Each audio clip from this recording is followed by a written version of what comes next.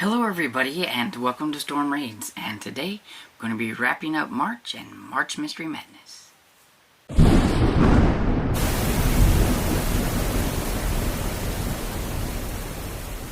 So, my March didn't go quite as how I wanted it to or how I had it planned.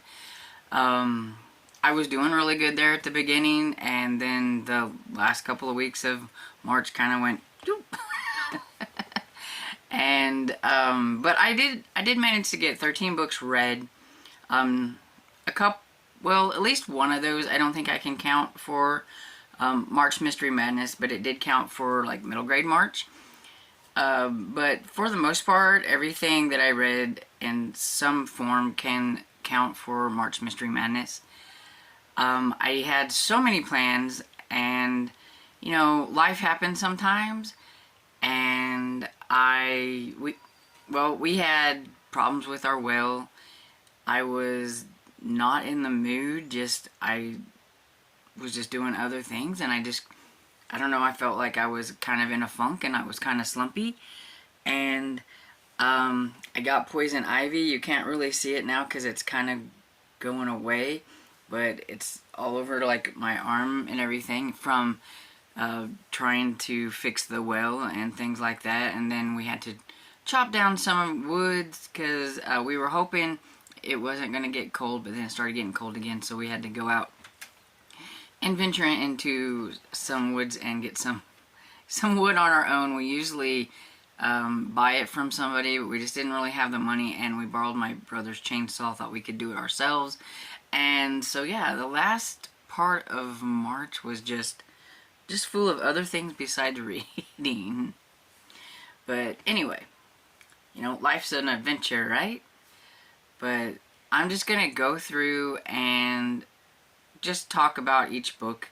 Not for very much, just pretty much just say, you know, if I liked it or not. Actually, no book got below 3 stars, so that's really good. And I do have a couple of 5-star books, and so that's really good. So, I mean, even though I didn't read as much, you know, what I read was pretty good. Pretty stellar. Most of them were in like the 4-star range and everything. So, the first one I have is Once Upon a Murder by Samantha Larson. This is the second book in the Lady Librarian series. I enjoyed the first one a lot more than I did this one. This one just, I don't know, I'd say, I guess maybe the plot choice or storyline choice or just some of the things that they were talking about in the book just wasn't really something that I wanted to have to talk about through like half of the book. It would have been okay if it would have been just like briefly mentioned and then we went on. And I mean, I understand why it was mentioned. It's just, I got tired of it because I don't like to listen about that stuff, and it was just, yeah, and everything. So this one got 3 stars. The first book got like, I think 4 stars, but this one got like 3 stars. But I do have, you know, hopes for maybe in the next one in the series being better. I think it was just what the content of this one was. I just didn't care for too much. Then the next 3-star book I have is Double Indemnity by James M. Cain, and this was my second book from this author, and I really wasn't a huge fan of the first book that I read by him, but I think I've figured out what I like and don't like in crime noir, and I also have figured out that there are always going to be morally gray characters that sometimes do something bad, and you just kind of along for the ride to see what happens to that person as they go. And so now that I kind of know that that's kind of what some noir is going to be, I'm a little bit more open to just being along for the ride. And so I actually ended up liking this one. And so the next one I have is a 3.5 stars, and that was Murder at Hardigan House by Lee Strauss. It's the first book in the Ginger Gold series. I thought it was a pretty solid start to a new series. There were some things that I didn't like, and and a lot of things that I did like, but I didn't think it was 4-star worthy, and I didn't really necessarily think it was 3-star, so I decided to go with 3.5 stars. On Goodreads, I do think I went with 3 stars, but, I think a lot of it is the fact that there's a 0.5 in this series, and I don't normally read novellas, but the author decides to introduce the main character to the policeman in that 0.5, and so they already knew each other, and so it wasn't like a surprise thing that you kind of get a lot of times when the amateur sleuth meets the detective and everything, and I felt like I was missing a little something there and everything. So I wish that they would have just put that 0.5 into the first book, but that's how it goes. And then so the next one I have is the book here, The Big Sleep by Raymond Chandler. I give this one 4 stars. This is the first book in the Philip Marlowe series, and this was the kind of crime noir that I enjoyed. I read a private detective novel. Get me out of the shadows here because I had to turn a light on. I read another private detective novel, but it was by Dashiell Hammett, and it was the Sam Spade, and I didn't like Sam Spade, so I was kind of afraid that I wasn't going to like private detectives when it comes to crime noir, but it just happens that I just don't really care for Sam Spade and how he was, but I actually enjoyed Philip Marlowe in this one, and so I am excited to get to the second book in the series. I was hoping to get to it, and I just never got to it. The second, I had an audiobook for this one, but they didn't have an audiobook for the second one, so it'll be an eyeball reading experience, and I just couldn't fit it in because I just wasn't reading with my eyes there towards the end because we just had all this stuff going on. And so yeah, it's definitely something that I'm going to try to get to this year because I do want to read another one and everything, but just the dialogue in this was a lot of fun, and I just overall enjoyed Philip Marlowe. And the next one I have is The Black Hand by Will Thomas, and this was the 5th book in the Barker and Llewellyn series. It's a historical mystery series, and it's been a long time since I read number 4, so I did have a little bit of a hard time kind of remembering the characters a bit. So now that I've read number 5, I am hoping to get to number 6 a bit sooner than I did 4 to 5. I'm trying my best to do that with a lot of my series, with the understanding of I have like 300 series going, so it's not always going to be the case that I can get to the next book in the series right away, but I am trying, especially if it's a series that I'm enjoying. I have a lot of okay series, and then I have a lot of I really like this series, and I'm trying to prioritize the I really like this series, or it's a great series, instead of the it's just an okay series. That's the only way I can get through some of these series. And so yeah, this one, it involved the mafia and everything, which was a lot of fun, and so yeah, it was enjoyable. Then the next one I have is a middle grade mystery, and it was A Royal Conundrum, and it's the first book in the Misfits series by Lisa Yee. And this one was a lot of fun. The kids, they're going to a special school. The main character, I think her name was Olive, finds out that the school is actually kind of a place where the kids learn to be crime-fighting people, but in the background, kind of.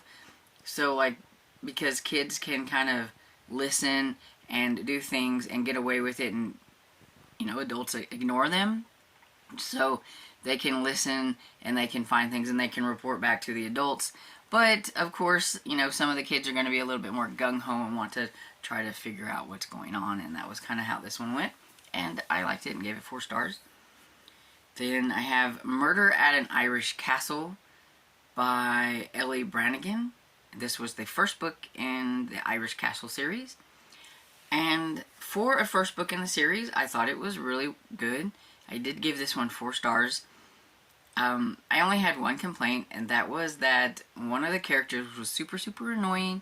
I understand why she was annoying and everything, but I do hope that in the going on in future books, she's not going to be quite as annoying, because I think towards the end she was getting a little bit better. So I have high hopes for this series. But if you like books set in Ireland, this is definitely one to try out. I really did enjoy it. And then we have The Thin Man by Dashiell Hammett. So I decided to give Dashiell Hammett another try, although I didn't like The Maltese Falcon whenever I read that one, because that was a Sam Spade. This one was about Nick and Nora Charles, and it sounded like it was going to be fun. So they're kind of like a kind of wealthy, sophisticated couple that the guy, Charles, was a private investigator, but he's retired. But he gets kind of drawn into this investigation. It's like funny because she's like, "Are you investigating?" And he's like, "No, I'm not doing it." But yeah, he is investigating, and it was just a lot of fun. And then let's see, the next one I have is A Parall and In-House by Agatha Christie, and this was the 8th book in the Hercule Poirot series, and I enjoyed this one. It was a lot of fun. Poirot is on vacation, and he meets Nick, this lady who seems to be having some trouble, like somebody is trying to kill her, and he's decided that they're going to, instead of going on, stay at the end house and try to figure out what is going on. And it had kind of one of those kind of twisty endings that was pretty interesting, and I give that one 4 stars. And then I read, which I don't normally do, is read more than one book in the series, but I did decide to read Lord Edgware Dies, and this one is also by Agatha Christie, and it's the 9th book in the Hercule Poirot series. And I enjoyed this one. It was fun, trying to figure out what happened. The wife of Lord Edgware pretty much says to like anybody who wants to hear that she really wishes her husband was dead, and so whenever he does end up dead, of course she's the main suspect, and Poirot is not quite sure about it, and so he wants to try to figure things out, and there are a few suspects and things, but my only problem is because I did read these back to back, Agatha Christie used the same sort of plot line, I felt, and ending in the 2 books back to back. Now, granted, if somebody was reading those whenever they came out, there would be a year in between, and you might have forgotten how the other one ended. But yeah, reading them back to back like that, it was just kind of like, really, Christy? What are you doing? But I still liked it, and I still gave it 4 stars. So, and then my 5-star reads, I have Murder on Trinity Place by Victoria Thompson. This is the 22nd book in the Gaslight series. I always like being back with Frank and Sarah and the gang. They're a lot of fun. And, you know, this one, you know, was no different. We are, well, I don't want to say a whole lot about things because, I mean, it is the 22nd book. But this one involves I think a lady that their former neighbor, and I can't remember her name, but she's like the gossip central of the story. Some kin to her, I think, or something like that. They're married, but something happens to I think it's the girl's father. That's it, and everything, and so they want him to investigate. They want Frank to investigate. But he's like, well, you gotta let the cops, you know, do their thing first. But it seems like somebody has paid them not to investigate, which means that it's okay for Frank to investigate. And so he does and finds out some things and everything. And it had a couple of murders in it, so it was pretty interesting. And then the last one I have of the mysteries is The Unseen by Heather Graham, which is a paranormal romance, but it's also a mystery, so I think it counts, and so I'm going to count it, because I did give this one 5 stars. I really like this series. It's my second time reading this one, so it is a reread. I'm reading this series with my friend Barb.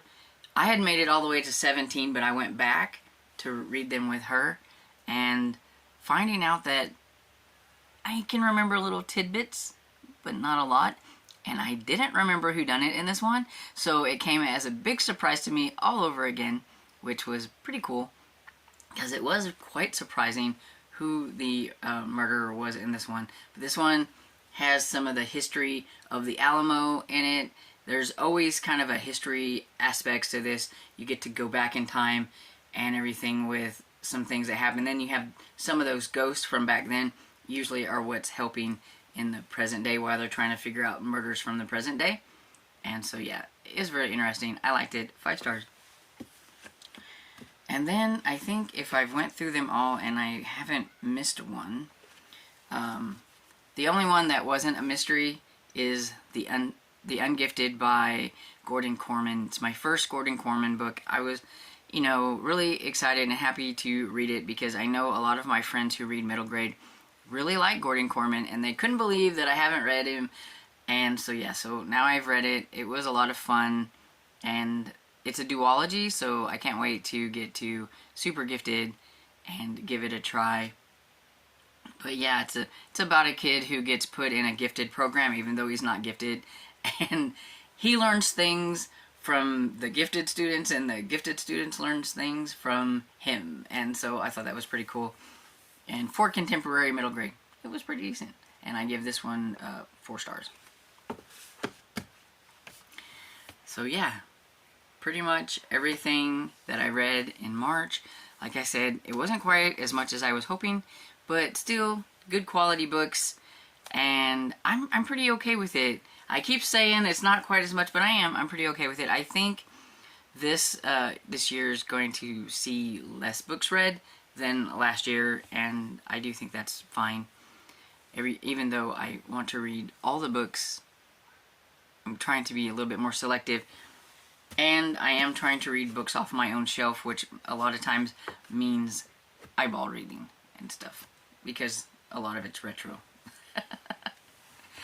But anyway, I'd like to know how you did in the month of March. Did you read a lot of mysteries?